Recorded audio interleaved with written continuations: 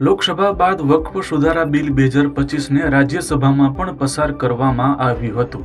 બિલના સમર્થનમાં 128 મત મળ્યા, જ્યારે બિલના વિરુદ્ધમાં 95 મત મળ્યા હતા. લઘુમતી બાબતોના પ્રધાન કિરણ રિજિજુએ બિલ રાજ્યસભામાં રજૂ કર્યું હતું.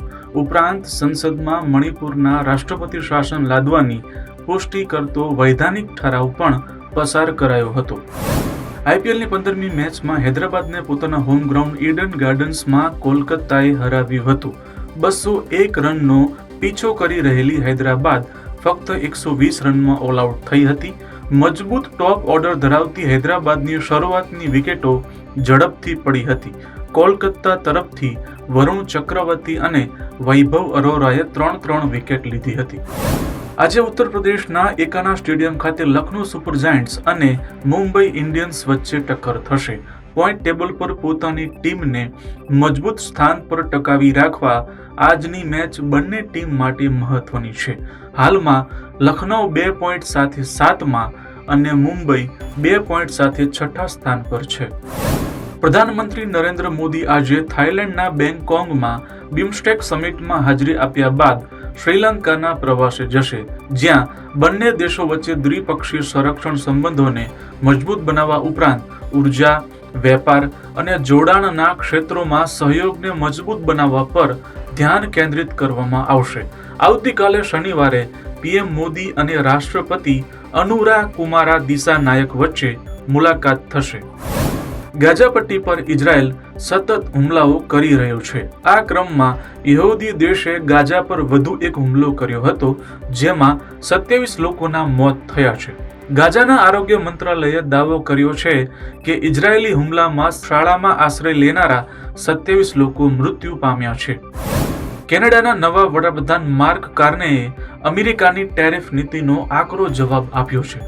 કેનેડાએ જવાબી કાર્યવાહી કરતા અમેરિકાથી આયાત થતા વાહનો પર 25% ટેરિફ લાદવાની ઘોષણા કરી હતી. તેમણે કહ્યું કે આ ટેરિફમાંથી મળનારી આવકનો ઉપયોગ દેશના ઓટો કામદારો અને ઉદ્યોગોને ટેકો આપવા માટે કરવામાં આવશે. આ કટોકટી દરમિયાન આપણે હેતુ અને બળ સાથે કાર્ય કરીશું.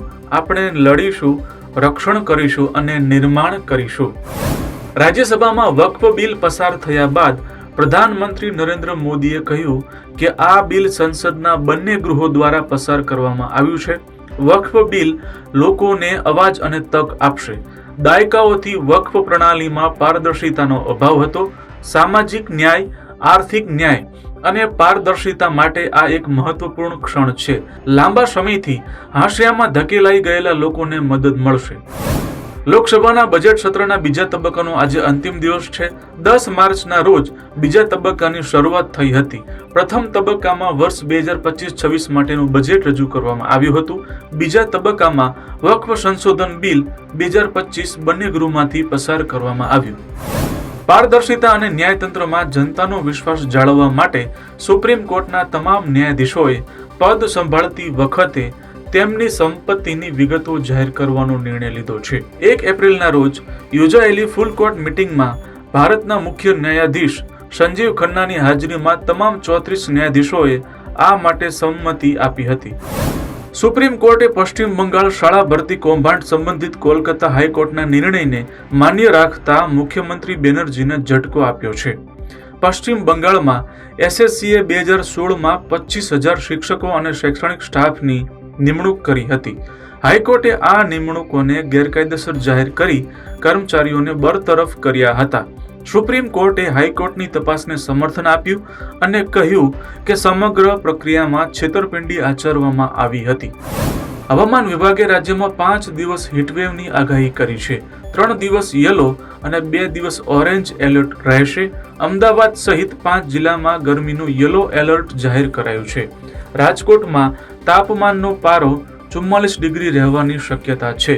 અનેક જિલ્લામાં ગરમીનો પારો 41 થી 45 ડિગ્રી સુધી પહોંચવાની સંભાવના છે.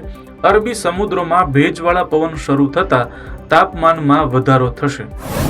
જામનગરમાં વાયુસેનાનું જેગુઆર પ્લેન દુર્ઘટનાગ્રસ્ત થયું હતું, જેમાં રેવાડીના ફ્લાઇટ લેફ્ટનન્ટ સિદ્ધાર્થ યાદવ શહીદ થયા હતા. 28 વર્ષીય સિદ્ધાર્થની 23 માર્ચના રોજ સગાઈ થઈ હતી, જ્યારે 2 એપ્રિલના રોજ વિમાન દુર્ઘટનામાં તેમનું મોત થયું હતું. 31 માર્ચે તેઓ રેવાડીથી રજા પૂર્ણ કરી જામનગર એરફોર્સ સ્ટેશન પહોંચ્યા હતા. આરોગ્ય મંત્રી ઋષિકેશ પટેલની અધ્યક્ષતામાં ગાંધીનગર ખાતે પીએમજય માં યોજનાની 12મી ગવર્નિંગ બોડીની બેઠક યોજાઈ. બેઠકમાં યોજનાની સર્વગ્રાહી સમીક્ષા કરવામાં આવી હતી. ગત વર્ષે યોજના સંલગ્ન કરવામાં આવેલી કામગીરીની સમીક્ષા કરાઈ. નવીન પોલિસી સંદર્ભે પણ ચર્ચા કરવામાં આવી હતી. સ્વામિનારાયણ સંપ્રદાયના સંતો અને હરિભક્તો દ્વારા કરવામાં આવેલા નિવેદનોને કારણે સર્જાયેલો વિવાદ વંટોળ શમ્યો નથી. એક તરફ સમસ્ત ગુગળી બ્રાહ્મણ સમાજ દ્વારા સ્વામિનારાયણ સંપ્રદાય વિરુદ્ધ આંદોલન છેડવામાં આવ્યું છે, તો બીજી તરફ મોગલધામ કબરાઉના ગાદીપતિ ઋષિબાપુએ પણ ઉપવાસ આંદોલન શરૂ કર્યું છે. ડીસા ફટાકડાની ગેરકાયદેસર ફેક્ટરીમાં પ્રચંડ વિસ્ફોટ બાદ લાગેલી આગમાં 21 લોકો જીવતા ભૂંજાયા હતા. મૃતકોમાં મોટાભાગના મધ્યપ્રદેશના હતા, જેમાં 18 શ્રમિકોના ગુરુવારે નર્મદા ઘાટ પર સામૂહિક અગ્નિ સંસ્કાર કરવામાં આવ્યા હતા. હરદા હંડિયાના 8 અને દેવાસ સંદલપુરના 10 શ્રમિકો મોતને ભેટ્યા હતા.